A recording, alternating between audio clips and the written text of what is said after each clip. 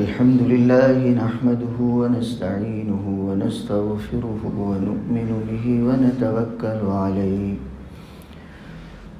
ونعوذ بالله من شرور أنفسنا ومن سيئات أعمالنا من يهده الله فلا مضل له ومن يضلله فلا هادي له ونشهد أن لا إله إلا الله وحده لا شريك له ونشهد أن سيدنا ونبينا ومولانا محمدا عبده ورسوله أرسله إلى كافة الناس بشيرا ونذيرا وداعيا إلى الله بإذنه وسراجا منيرا صلى الله تعالى عليه وعلى آله وأصحابه وبارك وسلم تسليما كثيرا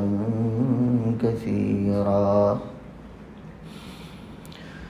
أما بعد فأعوذ بالله من الشيطان الرجيم. بسم الله الرحمن الرحيم. كتاب أنزلناه إليك لتخرج الناس من الظلمات إلى النور. وقال تعالى إنا نحن نزلنا الذكر وإنا له لحافظون. وقال النبي صلى الله تعالى عليه وسلم من قرأ القرآن وعمل بما فيه ألبس والداه تاجا يوم القيامة ضوءه أحسن من ضوء الشمس لو كانت في بيوتكم فما ظنكم بالذي عمل بهذا. وقال النبي صلى الله تعالى عليه وسلم تبرك بالقرآن فإنه كلام الله وخرج منه أو كما قال عليه الصلاة والسلام. صدق الله العظيم وصدق رسوله النبي الكريم ونحن على ذلك من الشاهدين والشاكرين والحمد لله رب العالمين.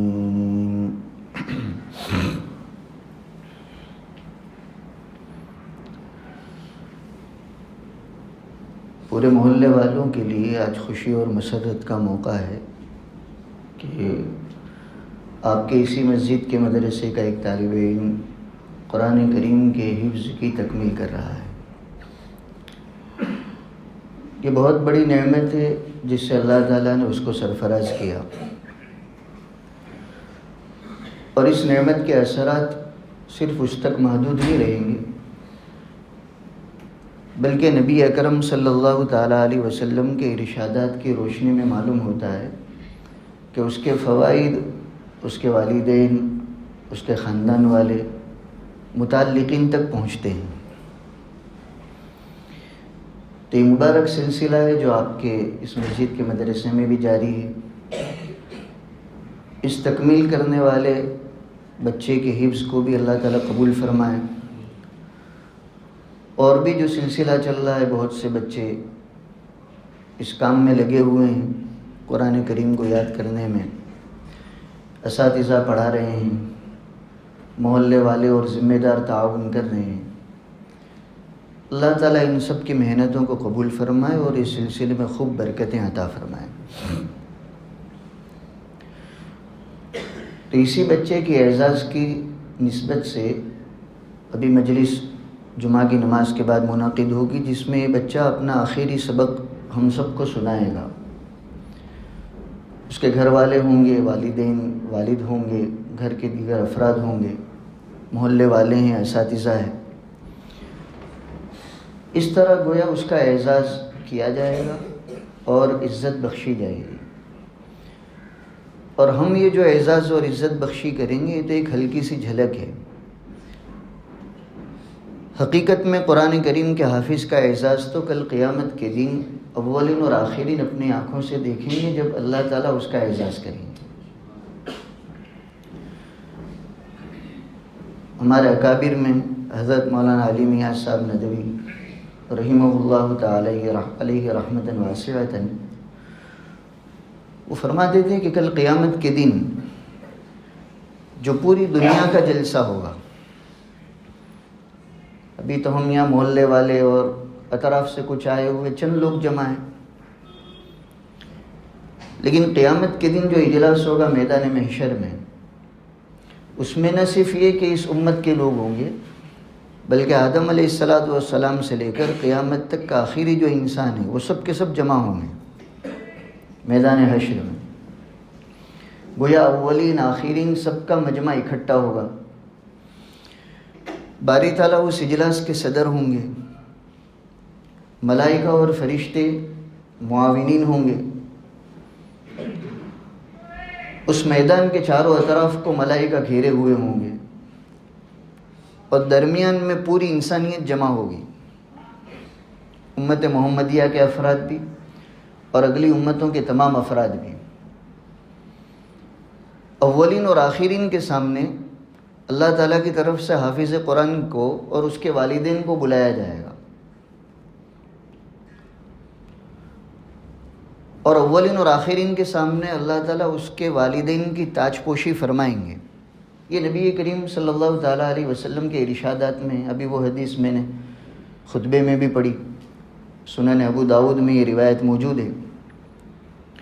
تو اولین اور آخرین کے سامنے باری تعالیٰ قرآن کریم کے حافظ کے والدین کی تاج پوشی کریں گے، اور حضور فرماتے جانتے وہ تاج اور اس کی روشنی کیسے ہوگی؟ اللہ تعالیٰ جو اس کے والدین کو تاج پہنائیں گے، اس کی روشنی اور اس کی چمک اتنی زبردست اور اتنی زیادہ ہوگی کہ تمہارا جو دنیا کا سورج ہے، اگر وہ تمہارے گھروں میں آ جائے تو کتنی روشنی ہوگی، اس سے بھی زیادہ روشنی والا تاج اور چمکدار تاج اللہ تعالیٰ اس حافظ ہونے والے بچے کے والدین کو پہنائیں گے۔ ابھی آج تو یہ سورج جو روشنی پھیلا رہا ہے، سائنسداں حضرات کہتے ہیں کہ یہ ہماری اس دنیا سے کروڑہا میل دور ہے۔ انہوں نے تو حساب کر کے کئی کروڑ میلوں کا فاصلہ بھی بتایا ہے۔ پھر بھی میں اور آپ دیکھتے ہیں اتنی لمبی مسافت اور اتنی لمبی دوری کے باوجود اس کی روشنی اور چمک کا کیا حال ہے۔ جہاں وہ طلوع ہوتا ہے ذرے ذرے کو روشن کر دیتا ہے۔ تو آپ صرف تھوڑا اندازہ لگائیے کہ یہی سورج اس مسجد کے اندر آ جائے تو یہاں کی روشنی کا کیا حال ہوگا۔ تو نبی اکرم صلی اللہ تعالیٰ علیہ وسلم فرماتے ہیں کہ حافظ کے والدین کو اللہ تعالیٰ ایسا تاج پہنائیں گے جو دنیا کا سورج جو روشنی اور جو چمک پھیلاتا ہے، اور وہ بھی اتنی دوری سے نہ ہو بلکہ تمہارے گھر میں ہو، تو کتنی زیادہ روشنی اور چمک ہوگی، اس سے زیادہ روشنی اور چمک والا تاج اللہ تعالیٰ حافظ کے والدین کو پہنائیں گے۔ اس طرح اس کے والدین کا اعزاز اولین اور آخرین کے سامنے کیا جائے گا۔ آج بھی دنیا میں جب تاج پوشی ہوتی ہے تو وہ اعزاز کا بہت بڑا ذریعہ سمجھا جاتا ہے۔ آپ دیکھیے آج بھی جن ممالک میں جو وزیر اعظم منتخب ہو کر آتا ہے، تو چاہے ہمارے یہاں تو دستور تاج پوشی کا نہ ہو، کیا کہتے شپت ودھی لی جاتی ہے، حکومت کے کچھ بڑے لوگوں کو موجود رکھ کر گویا اس طرح اس کا اعزاز کیا جاتا ہے کہ یہ ہمارے ملک کا بڑا بنا۔ چند لوگوں کے سامنے تاج پوشی ہوتی ہے اور اس کو اس طرح کا اعزاز دیا جاتا ہے۔ حضرت مولانا فرماتے تھے کل قیامت کے دن اللہ تعالیٰ حافظ کا اعزاز، اس کے والدین کی تاج پوشی اولین اور آخرین کے سامنے کریں گے۔ جب والدین کا یہ حال ہوگا تو خود اس کی کتنی عزت اللہ تعالیٰ کے یہاں ہوگی۔ حضور فرماتے تم اندازہ لگاؤ کہ جو شخص خود حافظ ہوا ہے اور قرآن کریم پر عمل کرے گا تو اس کا کیا مقام اور کیا مرتبہ اللہ تعالیٰ کے یہاں ہوگا، ہم دنیا میں اس کا اندازہ بھی نہیں لگا سکتے۔ تو حقیقی اعزاز تو حفظ قرآن کی نعمت کا کل قیامت کے دن اللہ تعالیٰ اولین اور آخرین کے سامنے کریں گے۔ یہاں تو ہلکی سی جھلک ہوگی جو پیش کی جائے گی۔ اسی حافظ کے اعزاز کے طور پر اللہ تعالیٰ کی طرف سے اس سے کہا جائے گا کہ تو اپنے خاندان کے 10 لوگوں کی سفارش کر لے، تیری سفارش کے بدولت ہم ان کو جہنم سے چھٹکارا دلا کر جنت میں ان کو بھیج دیں گے۔ یہ کوئی معمولی بات نہیں ہے، بہت بڑا اعزاز ہے۔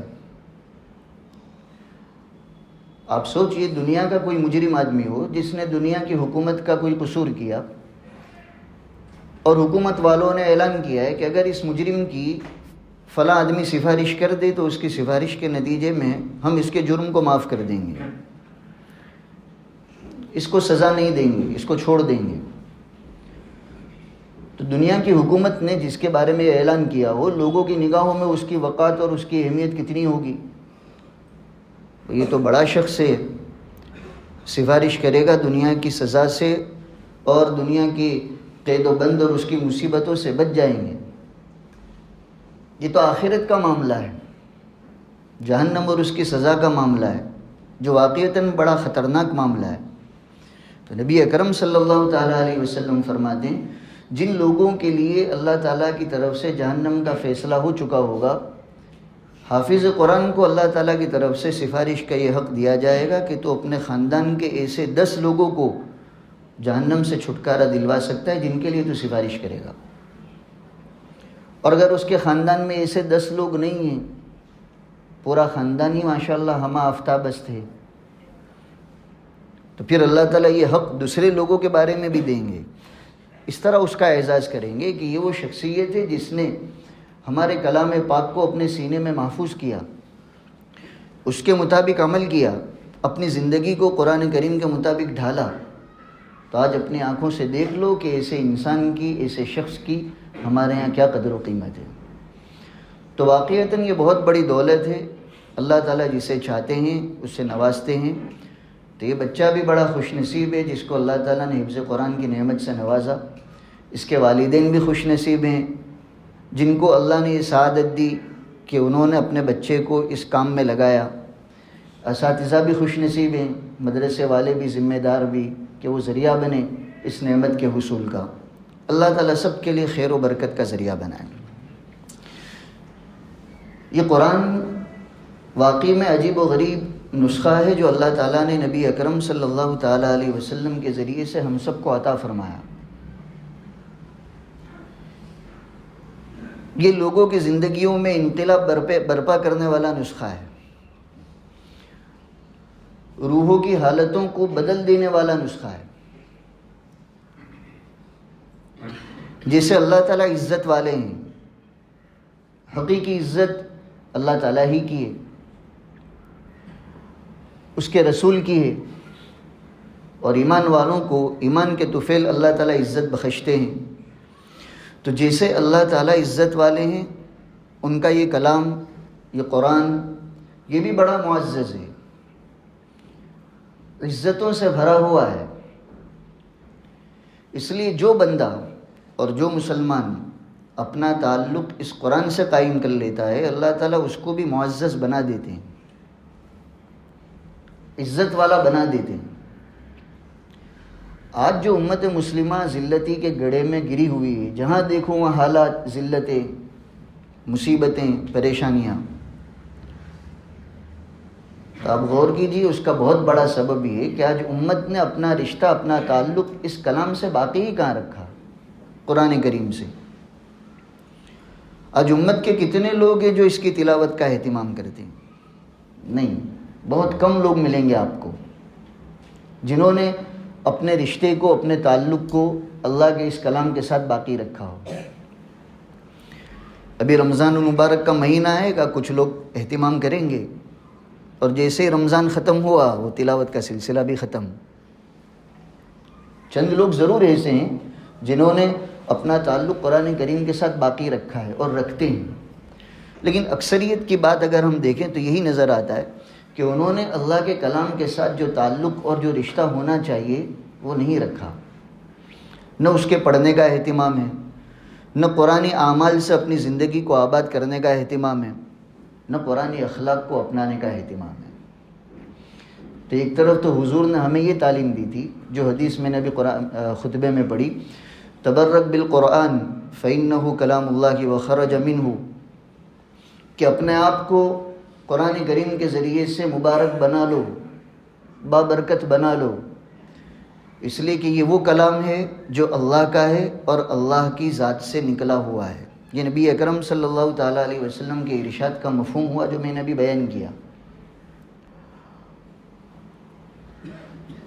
آپ اس کی برکتوں کا اس سے اندازہ لگائیے نا کہ قرآن وہ ہے جو اللہ کی ذات سے نکلا ہوا ہے، اللہ کا کلام ہی۔ ہم بولتے ہیں کلام اللہ، کلام الہی، بھائی جیسا ابھی میں بول رہا ہوں یہ میرا کلام ہے، میرے اندر سے نکل رہا ہے، میری صفت ہے۔ ایسے ہی قرآن کریم اللہ تعالیٰ کا کلام ہے، اللہ کی ذات سے نکلا ہوا ہے۔ اور کلام میں متکلم کے جذبات کا دخل ہوتا ہے۔ متکلم یعنی کلام کرنے والا اپنے کلام کے ذریعے سے اپنے جذبات کو دوسروں کے سامنے منتقل کرتا ہے۔ اصل اثر تو کہنے والے کے جذبات کا ہوتا ہے، الفاظ اور کلام تو اس کا ذریعہ بنتے۔ ابھی کوئی ہنسانے کی بات ہے، میں اگر اس کو الفاظ میں بیان کروں گا تو ہنسنے والے ہنسیں گے، رونے سے متعلق کچھ باتیں عرض کی جائے گی تو رونے والے روئیں گے۔ یہ جو اثر ہوا سننے والوں پر، ہنسنے کا اثر ہوا، رونے کا اثر ہوا، تو حقیقت یہ کہ الفاظ اس کی بنیاد نہیں ہے، الفاظ بولنے والے کے جذبات اس کی بنیاد ہے۔ سمجھنے کے لیے تو ایسے ہی باری تعالیٰ کا یہ باری تعالیٰ کی ذات سے نکلا ہوا کلام ہے۔ متکلم اپنے جذبات کو اپنے الفاظ کے ذریعے سے سامعین تک منتقل کرتا ہے، اللہ تعالیٰ نے اپنے کمالات کو اپنے ان الفاظ کے ذریعے سے دنیا والوں کے سامنے، انسانوں کے سامنے منتقل کیے۔ اس لیے جو قرآن کریم سے اپنا تعلق جوڑے گا، جیسا جوڑنا چاہیے، اس کی تلاوت کر کے، اس کے اعمال کو اپنا کر، اس کے اخلاق کو اپنے اندر پیدا کر کے جتنا تعلق جوڑے گا، یقیناً وہ شخص اتنا ہی بابرکت ہو جائے گا۔ اس لیے کہ اللہ تعالیٰ نے اپنے کمالات اس کلام کے ذریعے سے ہم تک منتقل کیے ہیں۔ اب ہمیں ضرورت ہے کہ ہم اپنا تعلق اس سے جوڑ کر ان کمالات کو اپنے اندر حاصل کریں، پیدا کریں۔ اس لیے جن لوگوں نے دنیا میں اللہ کے اس کلام کے ساتھ جتنا تعلق رکھا، جیسا رشتہ جوڑا، اللہ تعالیٰ نے ان کو اتنا ہی بابرکت بنایا، دنیا میں بھی عزتوں سے نوازا، مرنے کے بعد بھی اللہ تعالیٰ نے اپنی شایان شان ان کے ساتھ معاملہ کیا ہوگا۔ تو ضرورت ہے کہ آج ہم سب کو اللہ تعالیٰ کے اس عظیم کلام کے ساتھ تعلق جوڑنے کی اور رشتہ قائم کرنے کی۔ قرآن میں تو باری تعالیٰ نے فرمایا تھا کہ کل قیامت کے دن ہمارا رسول فریاد کرے گا، ان قوم اتخذوا هذا القرآن مہجورا، کہ پروردگار میری اس قوم نے تو تیرے اس عظیم کلام کو چھوڑ دیا، اتنی بڑی نعمت تو نے ان کو عطا کی تھی، انہوں نے اس کو اپنانے کے بجائے چھوڑ دیا۔ یہ آیت چاہے کفار کے بارے میں نازل ہوئی ہے، جنہوں نے تو اللہ کے اس کلام کی اتنی ناقدری کی کہ ماننے کے لیے بھی تیار نہیں، جیسے آج بھی دنیا کے جو کافر ہیں، مشرک ہیں، غیر مسلم ہیں، وہ اللہ کی اس نعمت کو کیا سمجھے، کیا جانے، قرآن کیا چیز ہے، قرآن کیا نعمت ہے، وہ تو ماننے تک کے لیے تیار نہیں ہے۔ یہ تو بڑا درجہ ہے چھوڑنے کا کہ ماننا ہی نہیں۔ میں اور آپ تو الحمدللہ اسلام والے ہیں، ایمان والے ہیں، جسے ہم اللہ کو مانتے ہیں، اللہ کے رسول کو مانتے ہیں، قرآن کریم کو بھی مانتے ہیں کہ یہ سچی کتاب ہے، کتاب برحق ہے جو اللہ تعالیٰ نے اپنے نبی پر نازل فرمائی۔ ماننے کی سعادت تو اللہ تعالیٰ نے ہمیں دے رکھی ہے۔ اب ہمیں اور ترقی کر کے اپنا تعلق اس طرح بڑھانا ہے کہ ہم اس کو پڑھنے والے بھی بنیں، ہم اس کے اعمال کو اپنانے والے بھی بنیں، اس کے اخلاق کو بھی پیدا کرنے والے بنیں۔ جو مومن قرآن کریم کے ساتھ اس طرح کا رشتہ جوڑ لے، تلاوت بھی کرتا ہو، زندگی کی رفتار بھی اس کی قرآن کے مطابق ہو، اخلاق بھی اس کے قرآن والے ہو، تو اللہ تعالیٰ اس کو دنیا میں بھی بڑی عزتوں سے نواز دیتے ہیں اور آخرت میں بھی بہت نوازیں گے۔ حضرت عمر رضی اللہ تعالیٰ عنہ فضائل اعمال میں حضرت شیخ رحمۃ اللہ علیہ نے ذکر کیا ہے، دور فاروقی میں جب آپ کو اللہ تعالیٰ نے امیر المومنین بنایا، آدھی دنیا کے قریب تک اسلامی حکومت تھی، جس کے امیر اور جس کے سربراہ حضرت عمر فاروق رضی اللہ تعالیٰ عنہ تھے۔ تو ایک مرتبہ کچھ لوگوں کے ساتھ مدینہ منورہ سے سفر کرتے ہوئے مکہ مکرمہ آ رہے تھے، مکہ مکرمہ پہنچے۔ اصل وطن تو حضرت عمر کا مکہ ہی، وہ تو ہجرت کر کے مدینہ گئے تھے۔ تو راوی بیان کرتے ہیں کہ مکے کے قریب جو ایک وادی تھی، حضرت عمر رضی اللہ تعالیٰ عنہ نے اپنی سواری وہاں روک دی۔ اب دوپہر کا وقت تھا، وہ بھی حجاز کی گرمی، اپنے یہاں سے بہت زیادہ ہوتی ہے وہاں گرمی، اور دوپہر کے وقت میں تو گرمی کی شدت اور بھی بڑھ جاتی ہے۔ اب امیر المومنین جب رک گئے تو ظاہر ہے قافلے میں جتنے بھی لوگ تھے سب کو رکنا پڑا، سب انتظار میں کہ حضرت عمر اور امیر المومنین آگے بڑھے تو ہم بھی آگے بڑھیں۔ لیکن کافی دیر ہو گئی، لوگ بھی پریشان تھے کہ یہاں رکنے کی وجہ کیا ہے اتنی سخت گرمی میں۔ چنانچہ کسی نے پھر ہمت کر کے پوچھا کہ امیر المومنین، آپ کے رکنے کی وجہ سے پورا لشکر اور پورا قافلہ رکا ہوا ہے، گرمی اپنے شباب پر اور شدت پر ہے، آخر یہاں رکنے کی وجہ کیا پیش آئی؟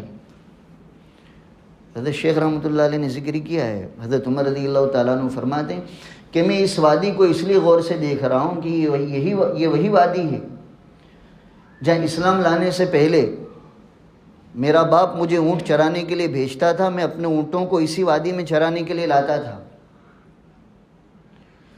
لیکن مجھے چونکہ چرانے کا زیادہ سلیقہ نہیں تھا، واپس جب اونٹوں کو لے جاتا تھا تو اونٹوں کو جیسی سیرابی ہونی چاہیے، چارہ کھا کر اپنی ضرورت کو پورا کر کے، وہ ویسے سیراب نہیں ہو پاتے تھے۔ تو واپس جانے پر میرا باپ خطاب مجھے ڈانٹتا تھا کہ عمر تو بھی کیا کامیاب زندگی گزار سکے گا، تجھے تو اتنا بھی سلیقہ نہیں کہ اونٹوں کو کیسے چرایا جائے۔ کہ وہ مجھے کوستا تھا، برا بھلا کہتا تھا۔ آج اسی منظر کو اور اسی زمانے کو یاد کر کے میں اللہ کا شکر ادا کر رہا ہوں کہ اللہ تعالیٰ نے اسلام کی بدولت، نبی اکرم صلی اللہ تعالیٰ علیہ وسلم کی بدولت اور قرآن کریم جیسی معزز کتاب کو اپنانے کی بدولت اللہ تعالیٰ نے کیسی عزتوں سے نوازا کہ آدھی دنیا کے قریب حکومت پر اللہ تعالیٰ نے مجھے امیر المومنین بنایا ہے۔ تو یہ تو وہ کتاب ہے جس کے ساتھ جتنا تعلق ہم جوڑیں گے، تلاوت کے ذریعے، اعمال کے ذریعے، اپنے اخلاق کے ذریعے، اللہ تعالیٰ یقیناً عزتوں سے نوازے گا۔ آج امت مسلمہ کی ذلتی، پستی، ناکامی، حالات کی بہت بڑی وجہ یہ ہے۔ آج مسلمانوں کو کوئی پرواہ ہی نہیں قرآن کریم کی زندگی کیا ہے، قرآن کے اعمال کیا ہے، قرآن کے اخلاق کیا ہے، اس کا ہم پر کتنا حق ہے، کتنی اس کی تلاوت کرنی چاہیے، کوئی پرواہ نہیں۔ تو ذلتی مقدر بن چکی ہے۔ اللہ تعالیٰ ہم سب کو اس کا احساس عطا فرمائے۔ حضرت مولانا اسد صاحب مدنی رحمۃ اللہ علیہ خطبات میں ایک قصہ سناتے تھے، وہ سنا کر بات ختم کروں گا، اس لیے کہ وہ بڑی عبرت کا ہے، ہمارے اسی ہندوستان کا ہے۔ قرآن کریم کے ساتھ تعلق کی بنیاد پر اللہ تعالیٰ کیسا نوازتے، اس کا آپ کو اندازہ اس قصے سے ہوگا، اور اللہ تعالیٰ اس کو ذریعہ بنا دے میرے اور آپ کے لیے کہ ہم بھی اپنے رب کے اس عظیم کلام کے ساتھ تعلق قائم کرنے والے بن جائیں۔ یہاں لکھنؤ کے قریب علاقہ ہے گنج مراد آباد، شاہ فضل رحمان صاحب گنج مراد آبادی ہمارے اکابر میں ایک بزرگ گزرے ہیں۔ اللہ تعالیٰ نے ان کو عجیب و غریب بزرگی اور مقام سے نوازا تھا۔ خود ان کا بھی قرآن کریم کے ساتھ عجیب و غریب تعلق تھا۔ وہ فرمایا کرتے تھے کہ قرآن کریم پڑھنے کے نتیجے میں اللہ تعالیٰ کا جو قرب حاصل ہوتا ہے، کوئی اور قرب اس کے قریب نہیں پہنچ سکتا۔ اور یہ بھی کہتے تھے جذب میں کہ کل جب اللہ تعالیٰ جنت میں پہنچائیں گے اور جنت کی حوریں ہمارے استقبال میں آئے گی تو میں اس کو بھی کہوں گا بھی تھوڑی دیر کے لیے بیٹھے جا، پہلے میں کچھ قرآن پڑھتا ہوں، وہ سن لے۔ ایسا تعلق تھا ان حضرات کو قرآن کریم سے۔ تو حضرت کے متعلقین میں ایک شخص تھے، ان کے ساتھ یہ قصہ پیش آیا۔ سرکاری ملازم تھے، سرکاری کچھ اہم کاغذات لے کر، اس زمانے میں تو سواریاں تھیں نہیں، سائیکل پر سوار ہو کر صدر دفتر جو کسی شہر میں تھا وہاں جا رہے تھے۔ یہ تو دیہات کے رہنے والے تھے، اہم کچہریاں تو شہر ہی میں ہوتی ہے، دیہات والوں کو شہر میں آنا پڑتا ہے۔ تو حضرت شاہ فضل رحمان صاحب رحمۃ اللہ علیہ کے جو متعلق تھے، وہ کسی سرکاری کام سے اہم کاغذات لے کر وہ شہر میں جا رہے تھے سائیکل پر. وہ راستے سے جہاں گزر ہو رہا تھا دیکھا ایک جگہ پر کچھ لوگ جنازہ لیے کھڑے ہیں. دیہات کے رہنے والے لوگ تھے. آج بھی آپ دیکھیں گے کتنے دیہات میں دینی علم اور تعلیم نہ ہونے کی وجہ سے کوئی جنازہ پڑھنے والا نہیں ہوتا, نکاح پڑھانے والا نہیں ہوتا. یہ تو اللہ تعالیٰ نے ہمیں بہت اچھے علاقے میں رکھا ہے, ان چیزوں سے واسطہ ہی نہیں پڑتا. باقی آج بھی کتنی آبادیاں پسماندہ ایسی ہے جہاں دینی علم نہ ہونے کی وجہ سے ان کو اگر نکاح بھی پڑھانا ہو تو کہیں سے آدمی بلوانا پڑتا ہے, جنازہ بھی پڑھانا ہو تو اس کے لیے انتظام کرنا پڑتا ہے. تو دیکھا انہوں نے کہ راستے کے کنارے جنازہ رکھا ہوا ہے اور کچھ لوگ وہاں کھڑے ہیں انتظار میں. انہوں نے پوچھا کیا ہوا بھائی؟ کہا اگر آپ کو جنازہ پڑھانا آتا ہو تو یہ ہمارے مرحوم کی جنازے کی نماز پڑھنی ہے. ان کا انتقال ہو گیا, قبر بھی تیار ہے, لیکن کوئی جنازہ پڑھانے والا نہیں ہے کہ ہم ان کو دفنا سکے. اگر آپ جانتے ہو طریقہ تو ان کی جنازے کی نماز پڑھا دیجیے, بڑی مہربانی ہوگی. اب یہ خود بیان کرتے ہیں. یہ قصہ حضرت مولانا اسد صاحب مدنی رحمۃ اللہ علیہ سنایا کرتے تھے. تو کہا میں جلدی میں تھا, چونکہ وہاں وقت جو سرکاری دفتر کا تھا اس میں زیادہ وسعت نہیں تھی, مجھے وہاں جلدی پہنچنا تھا. لیکن کہا میں نے سوچا کہ اگر میں اس شخص کا جنازہ نہیں پڑھاؤں گا پتہ نہیں کوئی آدمی کب ان کو ملے گا, کتنی تاخیر ہو جائے گی. تو جلدی ہونے کے باوجود میں نے کہا ٹھیک ہے میں پڑھا دیتا ہوں. وہ قبر تو تیار ہی تھی, وہاں قریب ہی میں جنازے کی نماز جب پڑھی گئی تو یہ کہتے ہیں میں نے سوچا کہ جب ان لوگوں کو جنازہ پڑھنے کا طریقہ نہیں معلوم ہے تو قبر میں میت کو کس طرح رکھنا چاہیے, کیا طریقہ ہے, نبی اکرم صلی اللہ تعالیٰ علیہ وسلم کی کیا تعلیم ہے, وہ ان کو کیسے پتہ ہوگا.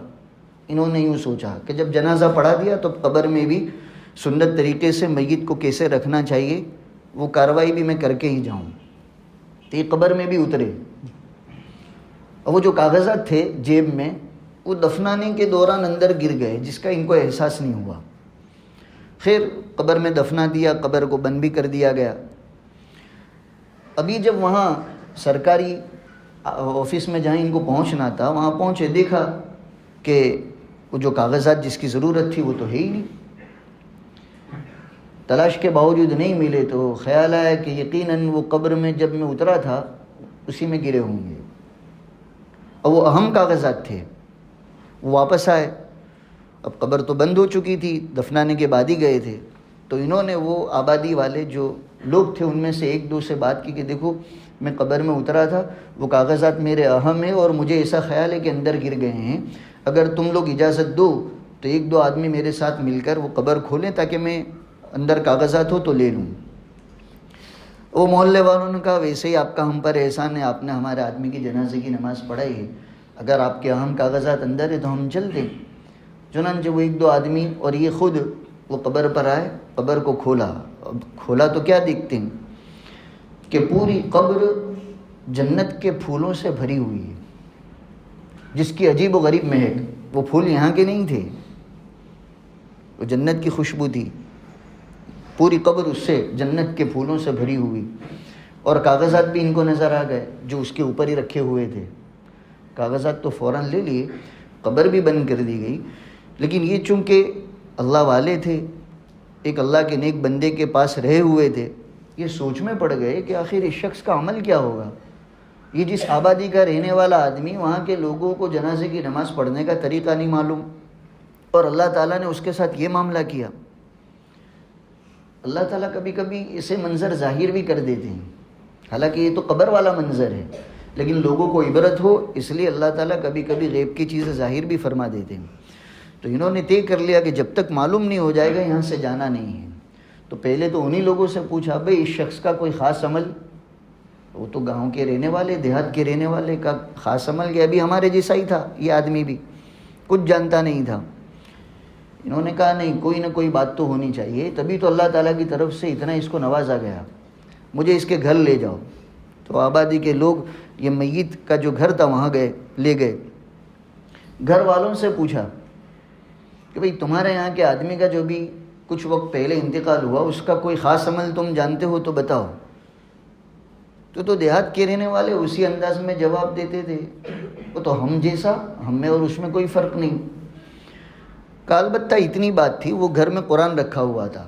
وہ قرآن نکال کر بتایا کہ اس مرنے والے کا عمل یہ تھا کہ روزانہ وہ قرآن کو لے کر بیٹھتا تھا، پڑھنا تو جانتا نہیں تھا، انگلی رکھتا تھا اور یوں کہتا تھا اے اللہ یہ بھی حق ہے، اے اللہ یہ بھی حق ہے، اے اللہ یہ بھی حق ہے.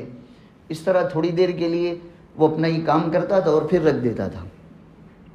یہ اس کا معمول تھا، باقی اس کے علاوہ اس کا ہم کوئی عمل نہیں جانتے. تو بزرگ فرماتے میں سمجھ گیا کہ اللہ تعالیٰ کی طرف سے اس کا جو اعزاز ہوا اس کے پاک کلام کے ساتھ اس تعلق کی بنیاد پر ہوا. وہ تھا تو بیچارہ جاہل آدمی، اللہ کے کلام کو پڑھنا نہیں جانتا تھا، لیکن اس کے دل میں اللہ کے کلام کی اتنی عظمت تھی کہ پڑھنا نہ جاننے کے باوجود روزانہ لے کر بیٹھتا تھا اور ادب اور احترام سے یوں کہتا تھا کہ اللہ یہ تیرا کلام ہے، برحق ہے. تو آپ اندازہ لگائیے کہ جو شخص قرآن کریم کو پڑھنا نہ جانتا ہو وہ جب ایسا تعلق رکھے اور اللہ تعالیٰ کی طرف سے اس کو ایسا نوازا جائے، تو جو مسلمان پڑھنا بھی سیکھ لے، تلاوت بھی کر لے اور قرآن کے مطابق اپنی زندگی بھی بنا لے، تو پھر اللہ تعالیٰ اس کو کیسا کچھ نہیں نوازیں گے. اللہ ہم سب کو اس پاک کلام کی قدردانی کی توفیق عطا فرمائے، اور یہ مبارک سلسلہ جو آپ کے مدرسے میں چل رہا ہے اللہ اس کو خوب فروغ دے، دین دگنی رات چگنی ترقیات سے نوازے. وآخر دعوانا الحمدللہ رب العالمین.